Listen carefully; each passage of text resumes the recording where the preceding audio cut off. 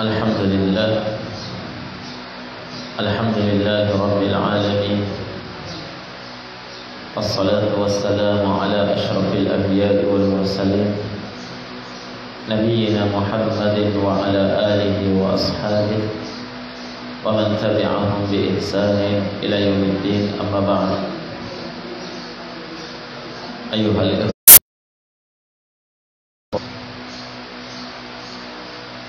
segala puji bagi Allah Azza wa Jalla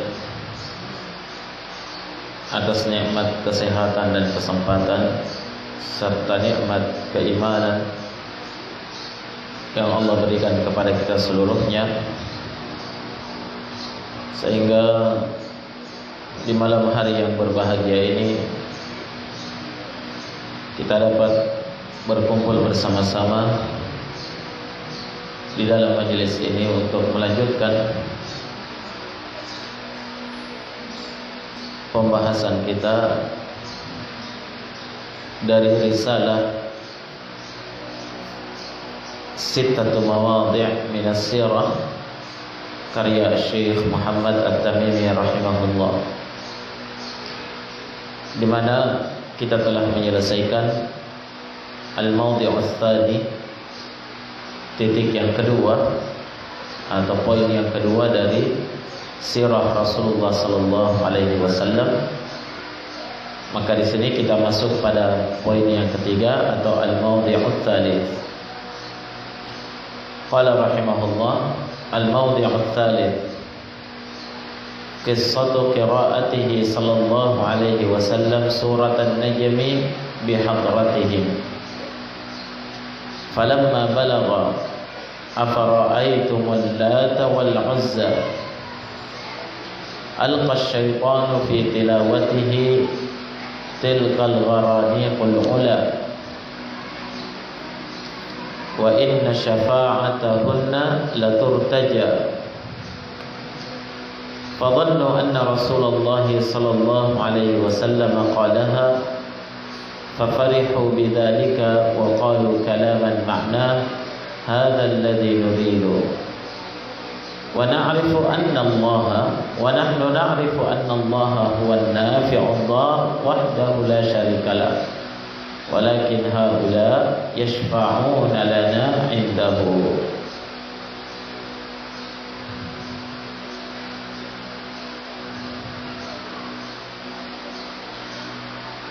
Kata beliau, titik yang ketiga dari sirah Nabi adalah tentang kisah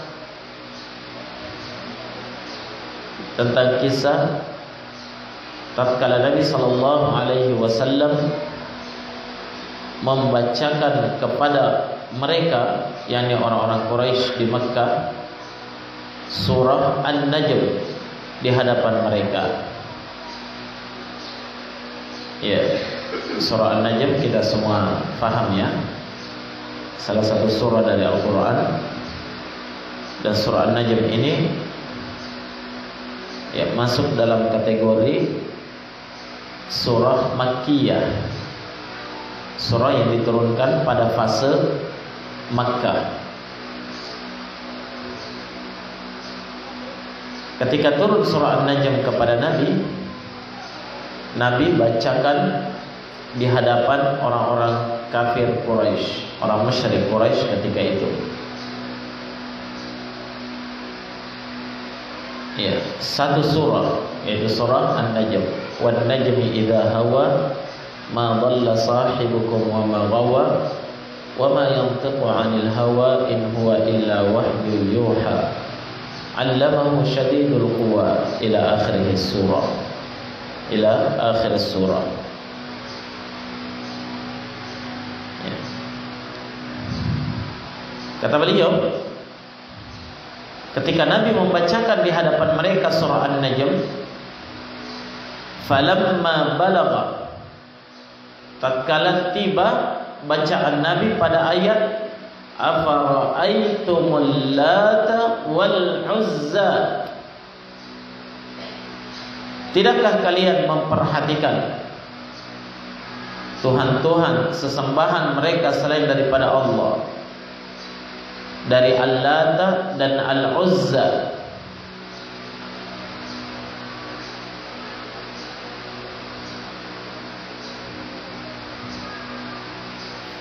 Wa manat ats-tsalitsata al-ukhra, dan al-manah, tiga yang lainnya. Jadi pada ayat ini Allah menyebutkan batilnya sembahan-sembahan mereka selain daripada Allah. Dan di sini disebutkan, ya, yang disebutkan dalam ayat ini adalah berhala mereka yang terbesar dan yang paling terkenal. Karena orang musyrikin Quraisy itu mereka memiliki banyak sembahan, ya. Sebagaimana disebutkan dalam sirah bahwa di sekeliling Ka'bah saja mereka itu punya 360 berhala yang disembah. Di dalam Ka'bah ada patung burung merpati. Itu yang pertama dihancurkan oleh Nabi pada peristiwa Fathu Makkah. Ya. Dan banyak lagi sembahan-sembahan mereka yang lain, ada yang berupa patung, ya, ada berupa pepohonan yang dikeramatkan, bebatuan yang dikeramatkan. Nah, tempat yang dikeramatkan atau satu lembah yang dikeramatkan, ya.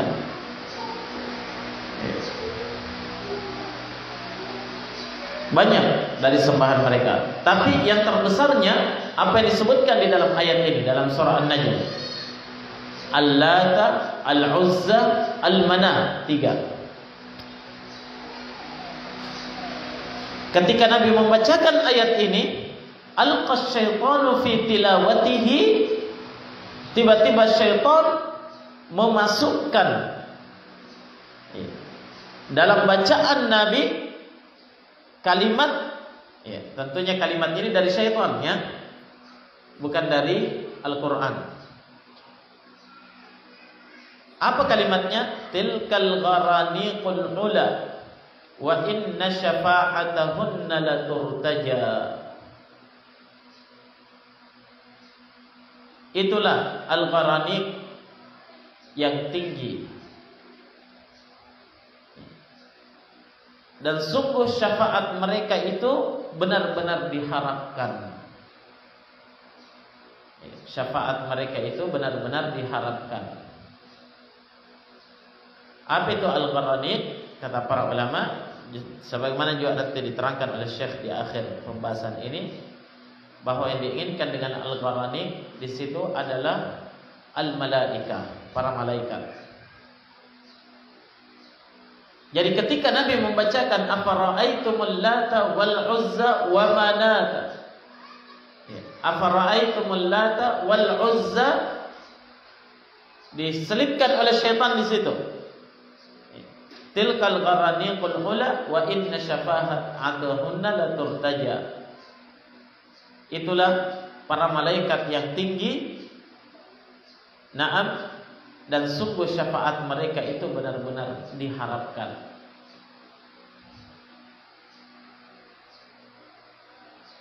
Ini diselipkan oleh syaitan, tidak didengarkan oleh Nabi, tapi didengarkan oleh orang-orang musyrik yang mendengarkan bacaan Nabi ketika itu. Ya, betul-betul ini syaitan membuat makar terhadap dakwah tauhid. Nah,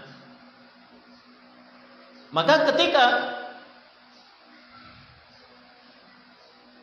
mereka mendengarkan kalimat ini, fadhannu anna Rasulullah sallallahu alaihi wasallam qalaha.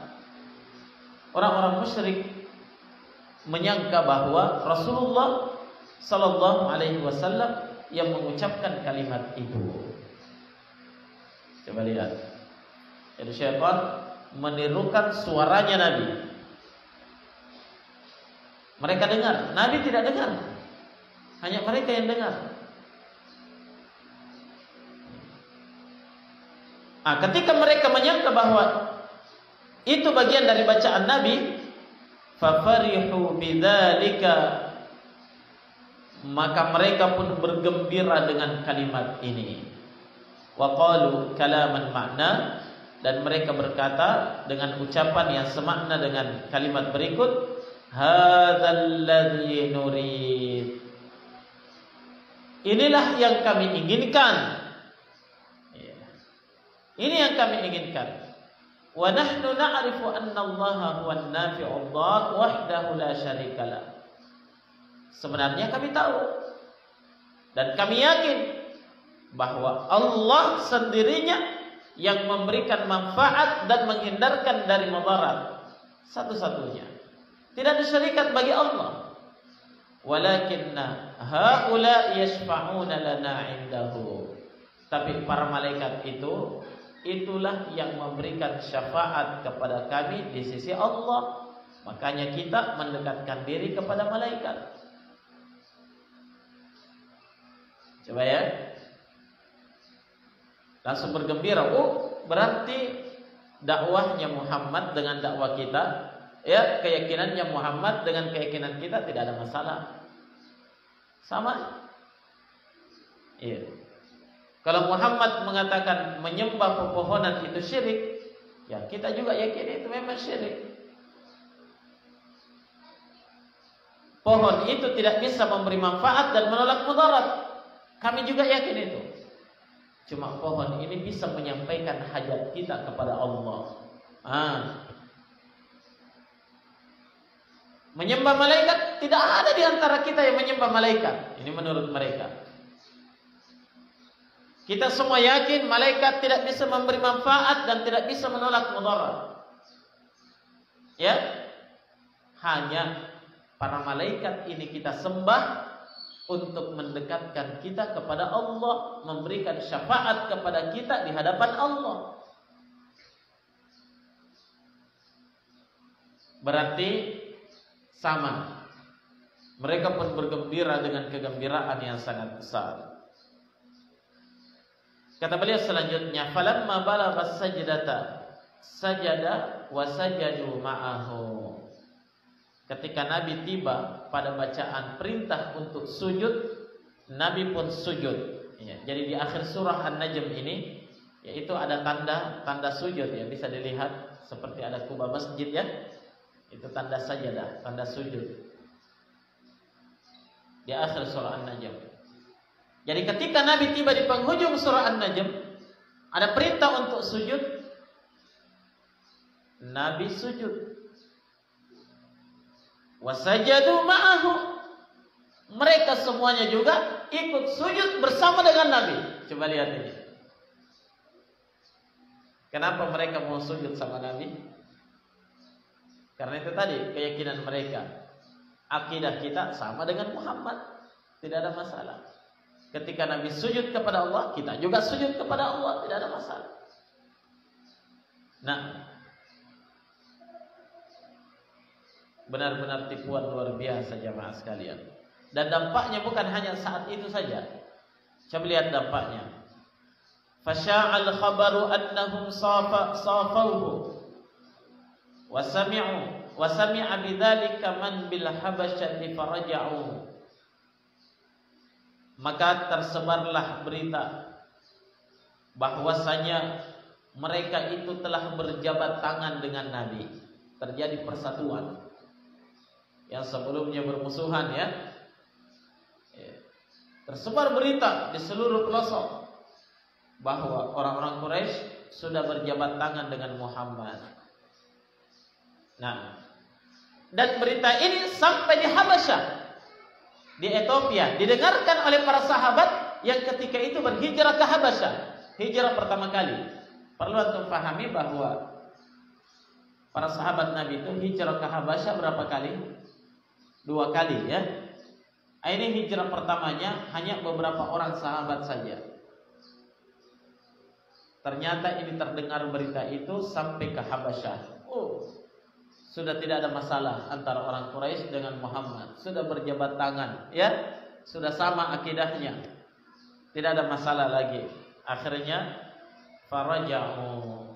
Orang yang hijrah ini pun langsung pulang. Karena kabar ini tadi. Bahaya ya, kabar hoax. Nah, Ketika itu ya belum ada HP, masih sulit komunikasi, sehingga untuk konfirmasi kebenaran berita itu sulit bagi mereka. Terlebih lagi mereka di seberang lautan. Ya, dari Makkah ya ke Habasyah itu harus melewati Laut Merah. Nah, maka sulit komunikasi. Mereka hanya percaya saja karena ini sudah tersebar ya, sudah viral. Sudah viral betul ini berita bahwa Muhammad sudah bersatu kembali dengan orang-orang musyrikin. Tidak ada masalah lagi. Akhirnya mereka pun pulang. Falamma ankara dzalika Rasulullah sallallahu alaihi wasallam adu ila syarrin mimma kanu alaihi. Tatkala Nabi mengingkari bacaan itu, sampai kepada Nabi, apakah kamu membaca seperti ini? Nabi mengingkari, tidak pernah, tidak ada seperti itu dalam surah An-Najm. Ya,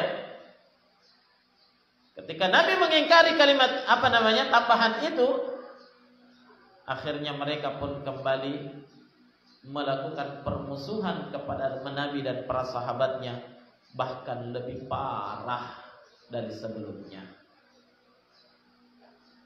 lebih jahat lagi dari sebelumnya.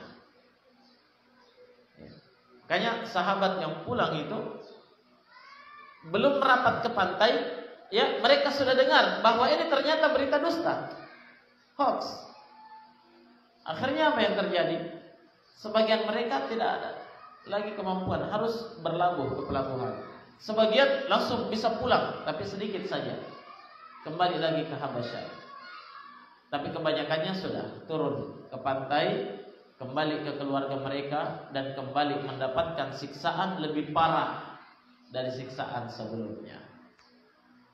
Nah, intimidasi lebih dahsyat dari intimidasi sebelumnya. Akhirnya jamaah sekalian, ya tidak lama kemudian Nabi perintahkan untuk hijrah yang kedua kalinya, dan itu sudah banyak, hampir 100 orang. Sekitar 80-an orang laki-laki berhijrah dalam keadaan sembunyi-sembunyi kembali ke Habasyah. Baik. Mereka bertahan di Habasyah sampai Nabi berhijrah ke Madinah. Ya. Di antara orang yang sudah tidak bisa hijrah kembali ke Habasyah itu adalah Ummu Salamah radhiyallahu anha bersama dengan suaminya Abu Salamah. Langsung ditangkap. Ya, langsung ditangkap, mereka tidak bisa lagi kembali. Sampai perintah hijrah ke Madinah, baru mereka siap-siap mau hijrah ke Madinah, tertangkap lagi di tengah malam. Akhirnya Abu Salamah diambil oleh sukunya sendiri, Ummu Salamah diambil oleh sukunya sendiri. Kemudian Abu Salamah berhasil hijrah, ya, hijrah ke Madinah. Anaknya yaitu Salamah yang masih kecil diambil oleh keluarga suaminya. Ummu Salamah diambil oleh keluarganya sendiri. Jadi terpisah semuanya. Dari hijrah ke Habasyah yang kedua ini, sebagian mereka dari Habasyah langsung hijrah ke Madinah. Ya, langsung berangkat ke Madinah ketika mendengarkan berita Nabi sudah hijrah ke Madinah. Coba lihat jemaah sekalian, betapa besar dampak dari berita dusta tersebut. Dan ini adalah makar syaitan. Bagaimana mereka mau memporak-porandakan dakwah tauhid di zaman Nabi sallallahu alaihi wasallam. Ya. Berbagai macam cara mereka lakukan. Sampai cara seperti ini pun. Memasukkan suara kalimat-kalimat di sela-sela bacaannya Nabi. Kata beliau, "Walamma qalu lahu, innaka qulta dzalik." Tatkala orang-orang Quraisy berkata kepada Nabi, Kamu yang membaca itu seperti itu bacaannya.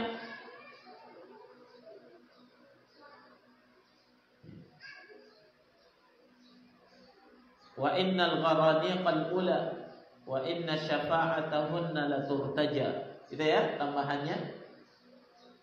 Mereka mengatakan kamu yang ucapkan, suara-suara kamu, bacaan-bacaan kamu. Khafa minallahi khaufan 'aziman. Di saat itulah Nabi merasakan rasa takut yang sangat besar kepada Allah. Kenapa ada bacaan seperti itu? Kenapa ada tambahan seperti itu? Nabi sangat takut. Hatta anzalallahu alaihi. Ya. Nabi terus berada dalam tekanan rasa takut, khawatir, sampai Allah turunkan firman-Nya dalam surah Al-Hajj. Wa ma arsalna min qablika min rasulin wala nabiyyin illa idza tamanna alqa asy-syaitanu fi umniyati.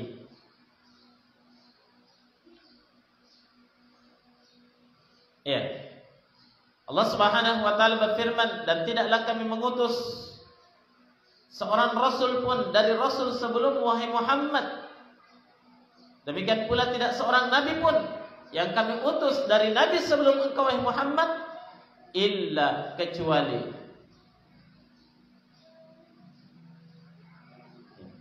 idza tamanna, jika dia membacakan Alkitab kepada kaumnya, alqasyaitanu fi umniyati, syaitan pun memasukkan bacaan di dalam bacaan Nabi tersebut.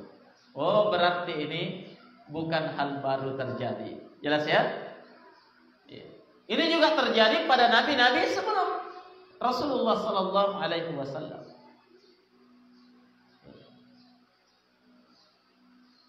Karena Allah yang menyatakan di sini, tak seorang nabi pun, tak seorang rasul pun, dan tak seorang nabi pun yang kami utus dari nabi dan rasul sebelum wahai Muhammad, kecuali jika dia membacakan Alkitab, syaitan memasukkan bacaan di dalam bacaan mereka. Persis apa yang dilakukan oleh syaitan pada bacaan Nabi sallallahu alaihi wasallam. Setelah turunnya ayat ini, baru Nabi merasa tenang bahwa ternyata bukan kesalahannya. Jelas ya? Bukan kesalahannya.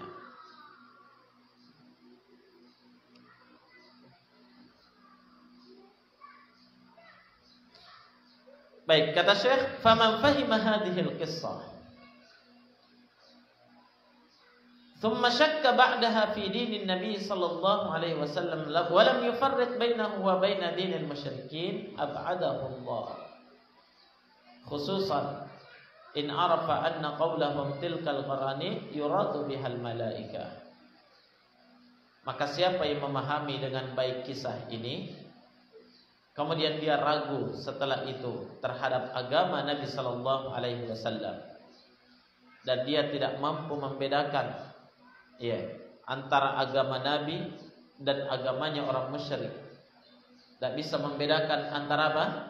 Keyakinan Nabi sallallahu alaihi wasallam dengan keyakinannya orang musyrik, maka sungguh Allah menjauhkan hidayah daripadanya. Jadi melalui kisah ini saja kita bisa paham betapa akidah Nabi itu sangat berbeda dengan akidahnya orang musyrik. Tapi kalau sudah membaca kisah ini kemudian belum bisa membedakan antara keyakinannya Nabi dengan keyakinannya orang musyrik, maka sungguh dia adalah orang yang sangat jauh dari hidayah. Ab'adahullah, Allah menjauhkannya dari hidayah. Terkhusus lagi jika dia mengetahui bahwa ucapan mereka, yakni ucapan syaitan, tilkal gharani, al-gharanik itu yang diinginkan dengannya malaikat. Jika dikatakan al-gharanik, yakni malaikat itu, syafaat mereka benar-benar diharapkan. Ini yang dimasukkan oleh syaitan untuk menyamakan antara akidah Nabi dengan akidahnya orang musyrik. Paham? Ya. Ketika Nabi ingkari, di sini jelas bahwa akidah Nabi beda dengan akidah orang musyrikin. Ketika Nabi mengingkari, tambahan tersebut tambahan dari syaitan. Baik, hadirin dan hadirat jamaah sekalian yang dirahmati oleh Allah Subhanahu wa taala, dari kisah ini banyak sekali faedah yang dapat kita petik di baliknya. Yang pertama tentunya jemaah sekalian, bahwa Rasulullah sallallahu alaihi wasallam demikian besar perjuangan dan kegigihan beliau menyampaikan agama ini kepada orang-orang musyrikin yang jelas-jelas memusuhi dan menentang beliau saat itu adalah usaha yang luar biasa. Setiap ada surah yang diturunkan kepada beliau, Nabi bacakan di hadapan mereka. Nabi bacakan di hadapan mereka, tanpa harus memperdulikan mereka rida atau tidak, mereka mau dengar atau tidak. Yang jelas Nabi bacakan kepada mereka. Wan najmi idza hawa ma dhalla sahibukum wa ma ghawa wa ma yantiqu 'anil hawa, dan seterusnya. Yang mana isi daripada surah An-Najm ini diantaranya adalah menyebutkan batilnya sembahan mereka selain daripada Allah, termasuk 3 sembahan mereka yang terbesar yang mereka bangga-banggakan. Apa itu? Al-Lata, Al-Uzza, Al-Manah.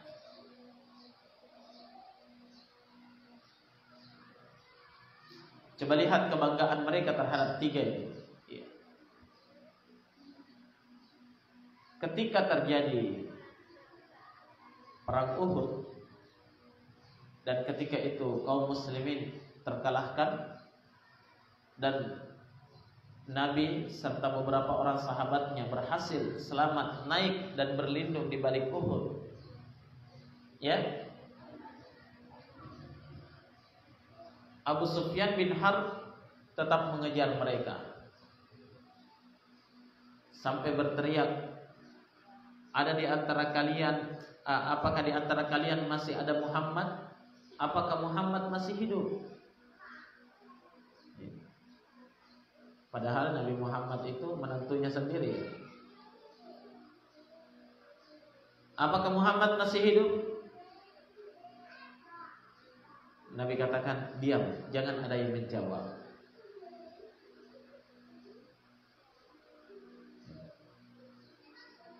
Apakah di antara kalian ada Ibnu Abi Quhafah? Siapa itu Ibnu Abi Quhafah? Abu Bakar. Nama beliau Abdullah bin Abi Quhafah. Di antara kalian ada Ibnu Abi Quhafah? Kata Nabi, diam, jangan ada yang menjawab. Semuanya bersembunyi. Di antara kalian ada Umar bin Khattab? Kata Nabi, diam. Setelah itu Abu Sufyan bin Harb berkata, kalau begitu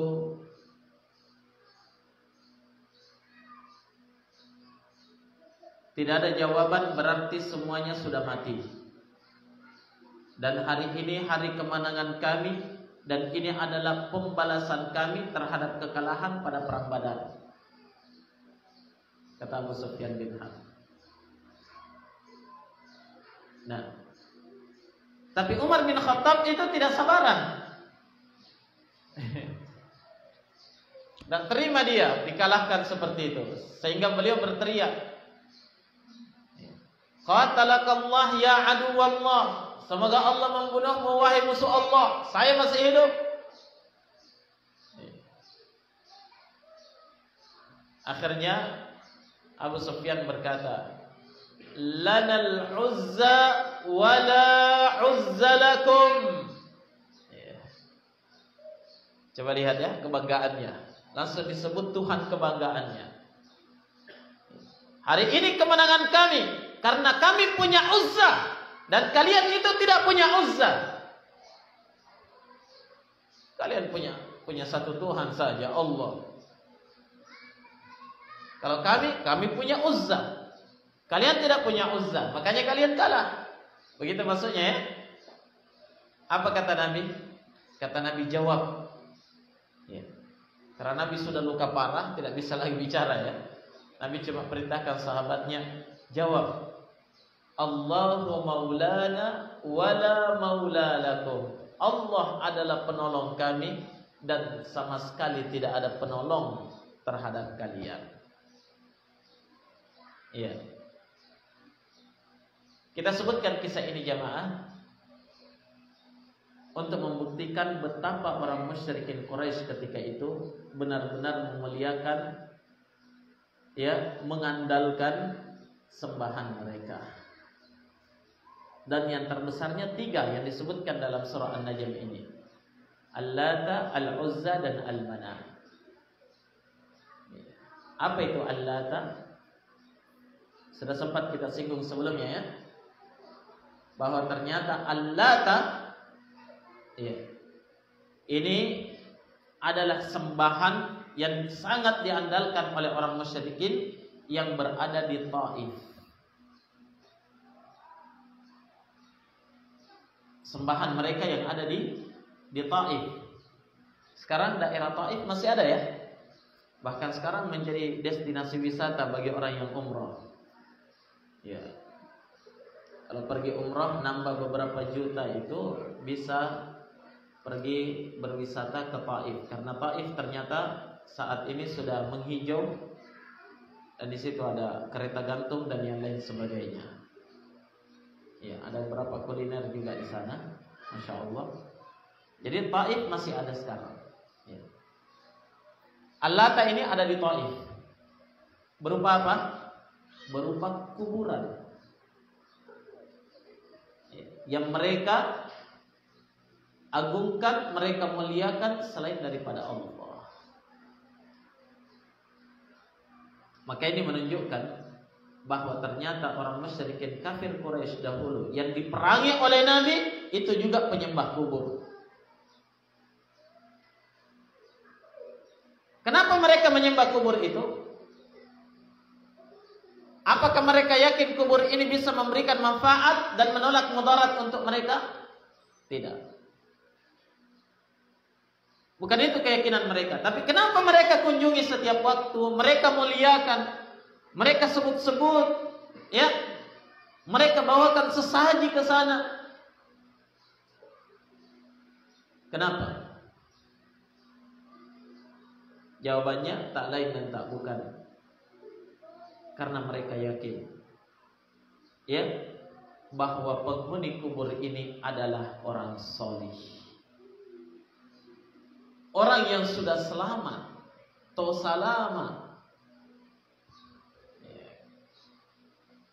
Kuburan salama.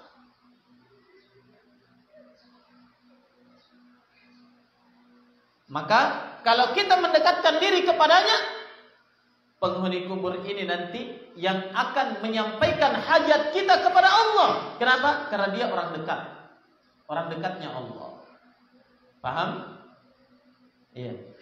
Mereka yang akan berikan syafaat kepada kita nanti pada hari kiamat. Iya. Kalau mereka orang solih memberi syafaat nanti pada hari kiamat, maka kita minta, ya, datang dekat-dekat sama dia supaya dia kenal kita, ya, nanti dia akan selamatkan kita di hadapan Allah. Coba lihat ya. Ini keyakinan mereka. Sama dengan keyakinan orang musyrikin sekarang. Sama. Bedanya apa? Nama kuburannya yang beda. Itu saja. Keyakinannya sama. Kalau di zaman dulu nama kuburannya adalah Al-Lata. Kenapa? Karena yang dikubur di situ adalah orang yang baik, yang digelari dengan Al-Lata. Kenapa disebut Al-Lata? Karena yalutus sawiq. Orang ini semasa hidupnya, ya, selalu berbuat baik. Tiap tahun di musim haji dia mengadon adonan untuk dibuat roti, dibagikan secara gratis kepada seluruh jamaah haji. Ya, jamaah haji orang musyrik dahulu ya. Coba bayangkan, amalan luar biasa ini. Makanya dia dikenal orang solih. Meninggal, kuburannya dijadikan sebagai destinasi kesyirikan. Dikultuskan. Ya, makanya saya katakan apa? Ya, keyakinan mereka sama. Yang dahulu sampai sekarang sama keyakinannya terhadap kuburan. Bedanya apa jemaah? Bedanya nama kuburannya saja. Satunya namanya Al-Lata, yang satunya namanya apa? Ya, tidak usah disebut. Berbeda-beda namanya dari setiap daerah, ya kan? Masing-masing daerah ada kuburan yang diandalkan.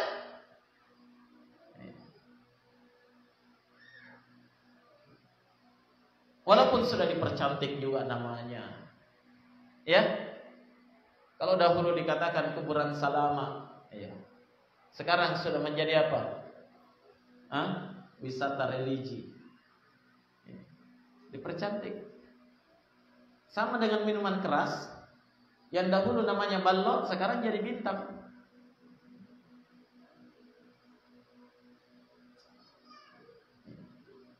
Perempuan malam yang dahulunya namanya pelacur, sekarang diberi nama apa? Kupu-kupu. Supaya banyak kumbang yang mendekat. Tapi apapun namanya, iya, al-asma la tughayyirul haqa'iq. Penamaan itu tidak bisa merubah hakikatnya. Betul atau tidak? Iya. Yang dihukumi adalah hakikatnya jamaah sekalian. Walaupun namanya berbeda, keyakinan tetap sama, hukumnya tetap sama. Syirik. Ya. Keyakinan terhadap kuburan tersebut. Baik, itu Al-Lata. Sembahan yang kedua mereka yang disebut oleh Abu Sufyan bin Harb tadi dalam kisah perang Uhud ya, Al-Uzza. Ya. Al-Uzza ini memang andalannya orang Mekkah. Ya. Andalannya orang Mekkah. Dia memang dekat di Mekkah karena apa? Dia di Mekkah karena Al-Uzza ini ada di daerah sekitar Padang Arafah. Ya, di dekat-dekat Padang Arafah, daerah situ. Al-Uzza. Apa itu Al-Uzza? Ternyata setelah ditelusuri, Al-Uzza ini adalah sebatang pohon kayu yang sangat besar. Mungkin sudah puluhan atau ratusan tahun umurnya. Besar sekali. Hidup di tengah padang pasir. Iya. Dan ini pohon sangat diyakini punya kekuatan supranatural. Sehingga mereka datangi, mereka muliakan. Tujuannya apa? Bukan karena menganggap pohon ini bisa memberikan rezeki kepada kita. Tidak. Pohon ini bisa menyembuhkan penyakit kita. Tidak. Mereka tetap yakin Allah yang menyembuhkan, Allah yang memberikan rezeki, Allah yang memberikan umur panjang dan seterusnya. Tapi kenapa pohon ini dikultuskan? Karena mereka meyakini melalui pohon ini hajat mereka bisa disampaikan kepada Allah. Lantaran hebatnya pohon Al-Uzza ini, ya, dia bisa berbicara dan mengeluarkan suara. Jadi ketika orang datang ke sana mau menyampaikan hajatnya, Al-Uzza bisa komunikasi sama orang. Kenapa kamu datang ke sini? Oh iya begini Al-Uzza. Tidak usah disebut, saya sudah tahu. Kadang begitu ya. Kenapa ini saya akhir-akhir ini sakit-sakitan terus? Tolong sampaikan kepada Allah agar saya disembuhkan. Oh, tidak usah. Ya, kamu itu sementara terkena santet. Oh, siapa yang santet? Bukan orang jauh, tetangga. Bali bolamu. Akhirnya bertengkar antar tetangga. Ini terjadi jemaah sekalian. Iya. Terjadi. Di kampung mertua saya itu hampir berkelahi ini tetangga dengan tetangga. Kenapa? Ya, seorang ini meninggal istrinya. Datang kepada orang pintar, jawabannya apa? Ya. Kalau sekarang orang datang ke orang pintar. Kalau dulu Al-Uzza ini pohon pintar. Iya. Ini datang ke orang pintar. Bukan orang jauh itu, tetangga juga. Akhirnya apa? Tidak pernah lagi dia senang melihat tetangganya, bahkan hampir terjadi kriminal gara-gara apa? Gara-gara ucapan orang pintar ini. Masya Allah. Akhirnya tetangganya ini yang diintimidasi, akhirnya harus pindah rumah, tinggalkan kampung. Coba lihat dampaknya jemaah sekalian. Dampak dari sebuah kesyirikan. Nah, jadi Al-Uzza bisa bicara. Orang sampaikan hajatnya, dia bisa jawab.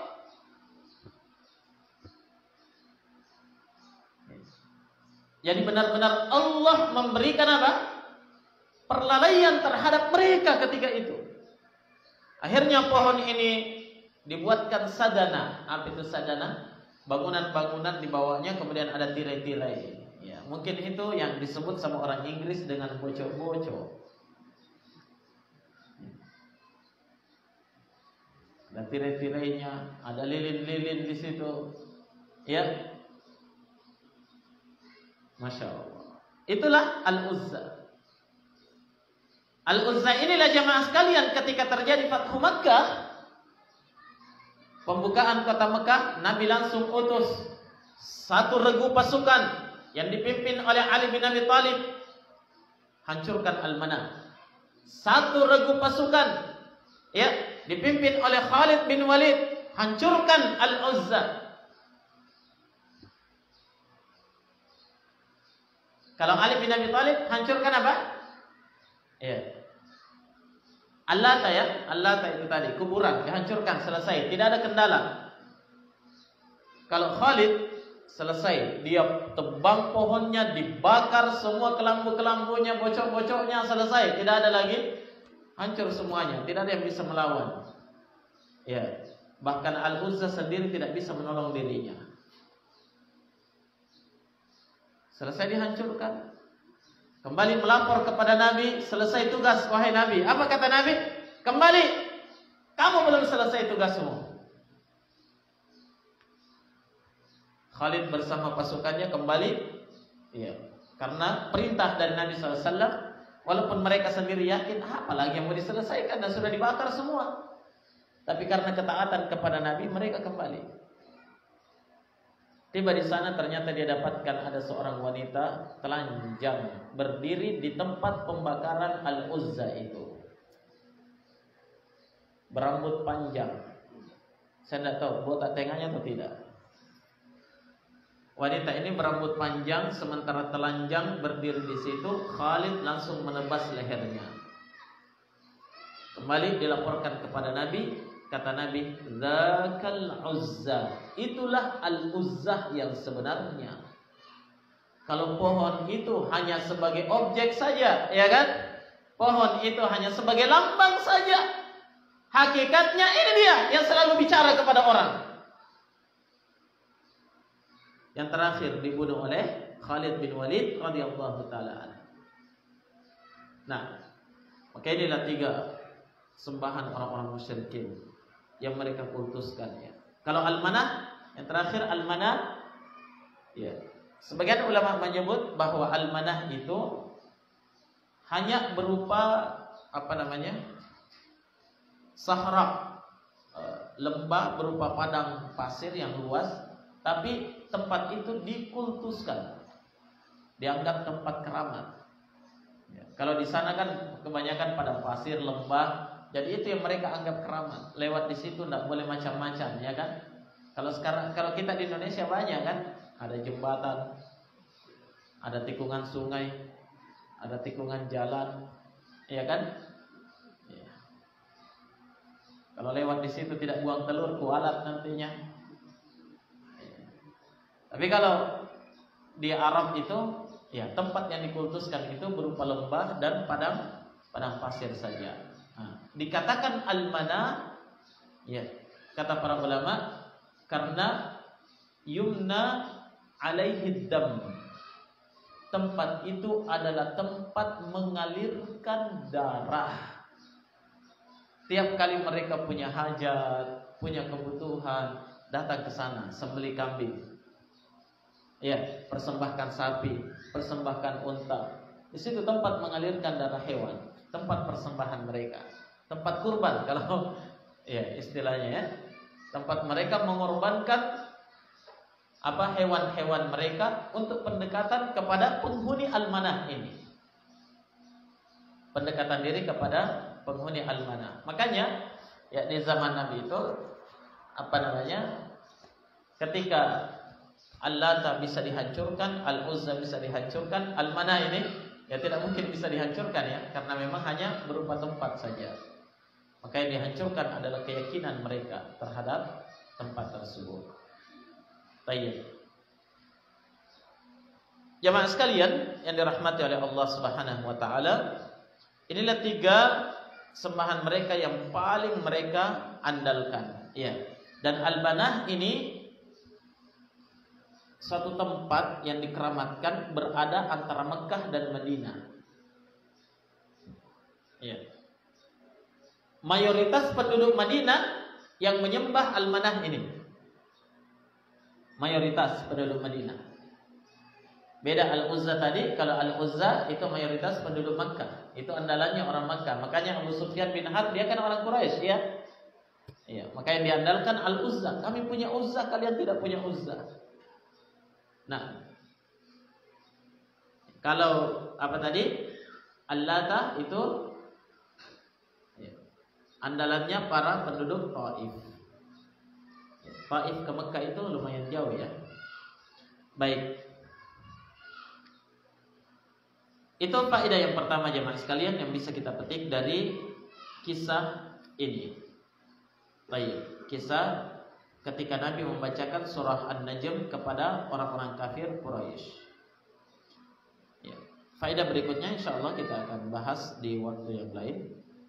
Mudah-mudahan ada manfaatnya insyaallah taala, dan kita mohon kepada Allah ilmu yang bermanfaat dan amalan yang salih, ya, sehingga kita benar-benar bisa beribadah kepada Allah dengan sebenar-benarnya dan dijauhkan dari segala macam bentuk kesyirikan dan perkara-perkara yang dapat merusak amal ibadah kita kepada Allah Subhanahu wa taala. Demikianlah jemaah sekalian, subhanakallahumma wa bihamdik, asyhadu an la ilaha illa anta, astaghfiruka wa atubu ilaik.